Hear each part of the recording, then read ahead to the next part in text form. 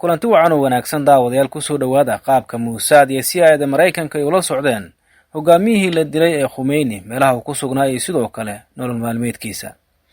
xog cusub ayaa laga helay qaabkii loo dilay Ayatollah Ali Khomeini, hogaamiyihii ruuxiga ah ee Iiraan.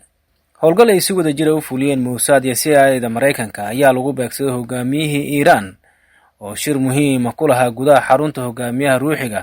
weerarkaasi waxaa lagu dilay hogaamiyihii dalka Iiraan Ayatollah Ali Khomeini iyo saraakiil kale oo miisaan ku lahaa gudaha kacaanka Iiraan. xogta cusub waxay sheegaysaa in CIA-da Mareykanka iyo Yahuudda ee Mossad ay dhageysteen teleefoonada iyo qalabka kale ee lagu xiriiray saraakiisha. xogo kale ayaa tilmaamaya in la jabsaday qalabka isgaarsiinta iyo kaamirooyinka ku dhow xarunta ay ku shireen madaxda Iiraan. taasina waxay dhalisay in weerarada ay si wada jira u fuliyaan Mareykanka iyo Israa'iil. sidoo kale waxaa jira ilo kale oo tibaaxaya inay jiraan ilo sirdoon oo ku sugan magaalada Tehraan oo ah caasimadda waddanka Iiraan, kuwaasi oo la socda dhaqdhaqaaqa madaxda Iiraan, iyadoo qaarkoodna ay ciidamada ammaanku ay gacanta ku dhigeen kadibna ay ku caddaatay inay qayb ka yihiin ilaha sirdoonka reer galbeedka ee gudaha magaalada Tehraan lagu beeray. saraakiisha Iiraan waxay sheegeen in qaar ka mid a dadkaasi ay gudbiyeen xogo militari iyo goobaha muhiimka ah, taasi oo la rumaysan yahay inay ka caawisay Israa'iil iyo sidoo kale Mareykanka inay si wada jira u fuliyaan howlgal ay ku dileen saraakiil muhiim ah iyo sidoo kale hogaankii kacaanka. ilaha qaar ayaa la rumaysan inay ku dhawaayeen goobaha muhiimka ah ee hogaanka ilaalada kacaanka ama dadku xeeraan si ay u xaqiijiyaan xogta dhabta iyo xilliga ku habboon weerarka.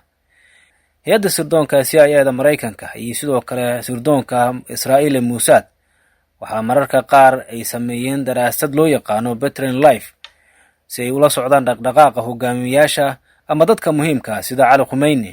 waxaa la sheegay in ka hor inta aan la dilin Khomeini ay CIA-da Mareykanka ay la socotay dhaqdhaqaaqiisa bilo badan, jadwalka iyo dhaqanka maalinlaha ah ee Khomeini si ay u ogaato wakhtiga ku habboon ee weerarka.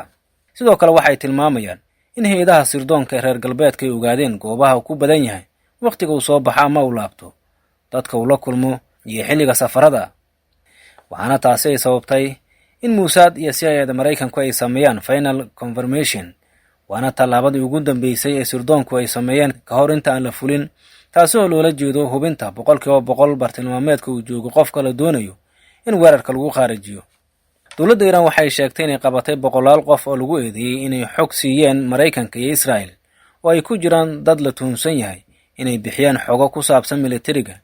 warbixinada kale ayaa sheegaya shabakadda Mossad in gudaha Iiraan ay ka faa'iideysteen taageero gudaha iyo khaladaad amniga si ay u helaan xog ku saabsan hogaanka iyo xarumaha militariga.